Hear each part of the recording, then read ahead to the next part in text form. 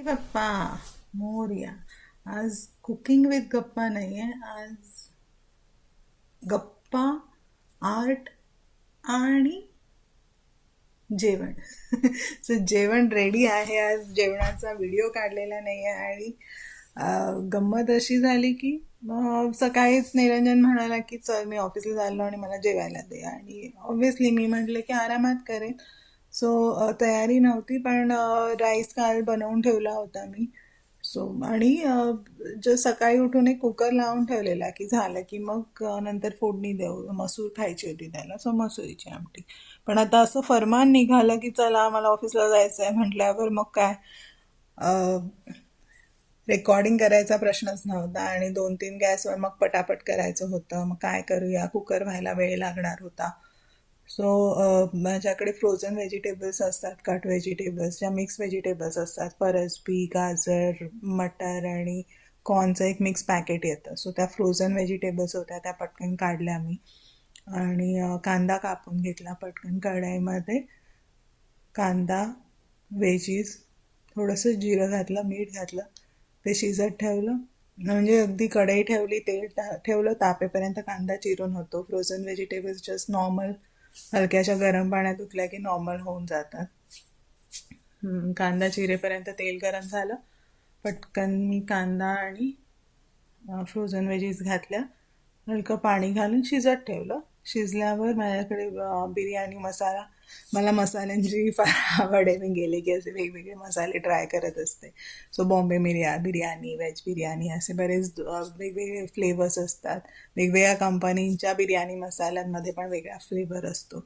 So आता जो घरात बिर्याणी मसाला होता तो घेतला. भाज्या शिजल्यावर बिर्याणी मसाला घातला. परत तुमचं काय म्हणतात ते, हळद, तिखट, मीठ ॲडजस्ट करा तुमच्या आवडीनुसार. आणि आलं लसूणची पेस्ट पण घातलेली मी कांद्यावरती, आता मी बोलताना विसरले. सो हे सगळं झालं, भाज्या शिजल्या, बिर्याणी मसाला घातला, एक वाफ काढली आणि रेडी भात होता कोडो मिलेट बनवलेला, तो मिक्स केला. सो माझा पटापट veg pulao, millet pulao ready झाला. आता हे झालं, कार्ब्स आणि व्हेजीस झाल्या. मग त्याच्याबरोबर प्रोटीन काय, कारण माझी डाळ अजून कुकरमध्येच होती. सो माझ्याकडे पनीर होतं. सो पटकन पनीरचे क्यूब्स केले. त्याच्यामध्ये कांदा आता कापतच होते, थोडे डाईस्ड ऑनियन्सचे घातले, दही घातलं, हळद, तिखट, धणेपूड, गरम मसाला, मीठ, असं सगळं मस्त कालवलं आणि ऑलिव्ह ऑइल किंवा तुमच्या ऑइलमध्ये छान एक वाफ काढली. सो माझं जेवण तयार झालं. त्याच्यानंतर कुकर झाला तोपर्यंत, हे सगळं होईपर्यंत. त्यामुळे मग परत एक भांड्यात तेल तापत ठेवलं. कांदा तोपर्यंत बारीक चिरून झाला, लसूण बारीक चिरली, कढीपत्ता घेतला, कढीपत्ता, लसूण, कांद्याची फोडणी घातली, हळद, तिखट, मीठ घातलं. कांदा शिजल्यावर शिजवलेली मसूर त्याच्यात घातली. एक वाफ आल्यावर वरून थोडासा गरम मसाला, आमचूर पावडर किंवा सोलं घालू शकता. टोमॅटो घातला असेल तरीही चालेल. सो ही मसूरची डाळ माझी मग रेडी झाली. सो आजचं जेवण माझं फटाफट 1 तास तरी पण गेलाच असेल माझ्या मते, पाऊण तास गेला असेल कदाचित, 45 मिनिट्समध्ये. पण माझं सकाळचं आणि रात्रीचं जेवण तयार झालं. So without recording of course. पण बऱ्याचशा कृती मी झटपट सांगायचा पण प्रयत्न केला. मी ते लिहून पण ठेवते, सो तुम्ही रिफर करू शकता. सो आज मूड होता काहीतरी, आता माझा दिवस मोकळा होता आणि आल्यापासून मी अजून पेन्सिल, कागद हातात घेतला नव्हता. मला खूप आवडतं फ्री टाईममध्ये काहीतरी एक ॲक्टिव्हिटी करायला. माझे बरेच छोटे मोठे ॲक्टिव्हिटीज असतात. सो आज हलकं फुलकं, पण these are like a stress buster for me. आणि मला खूप आवडतं जस्ट स्केचेस पण काढायला. म्हणजे मला आठवतं पूर्वी शाळेमध्ये वयांच्या मागे आपला हात ठेवून त्याचे छापे काढून मग मेहंदीचे डिझाईन्स काढायचो. किंवा असं छोटंसं काहीतरी चालू असायचं.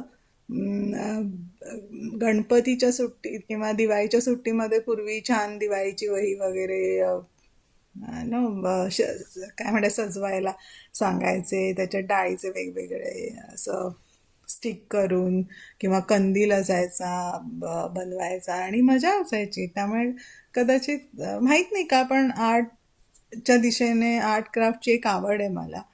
तर आज पटकन एक स्केच करूया बोलता बोलता. म्हणजे मी चालू ठेवतेच आहे स्केच. तुम्ही बघतच असाल आज मी भांडी कुंडी नाही तर छान paper pencil colour pencils colour pens जे पण आहे तुमच्याकडे ते घेऊन बसले आहे मस्त पसारा मांडून.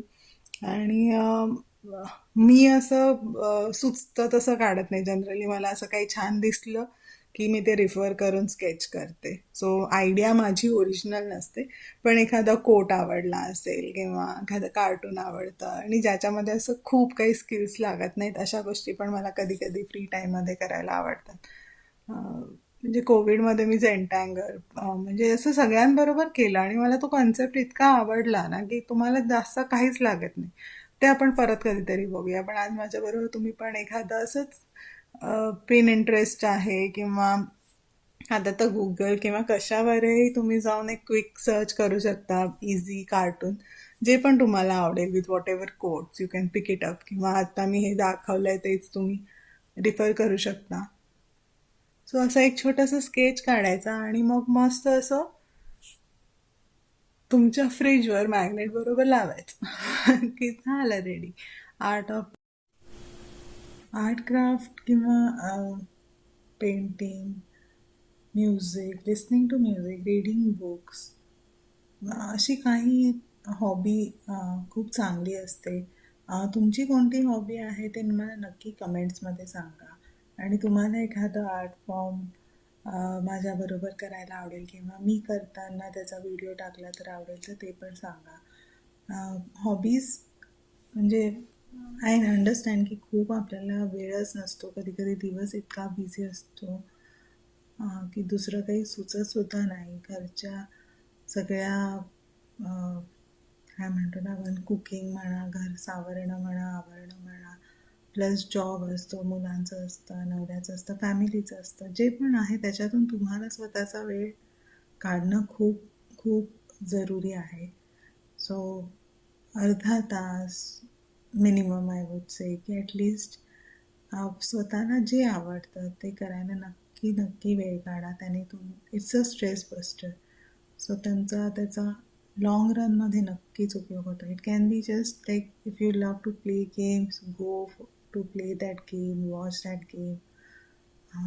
डान्स आवडत असेल तर डान्स करा.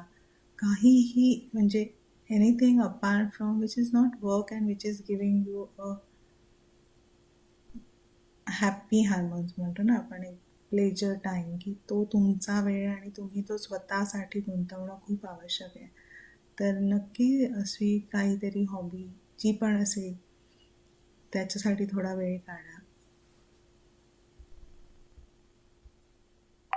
तर डे आर्ट कसं वाटलं ते पण सांगा. जेवण कसं वाटलं ते पण सांगा.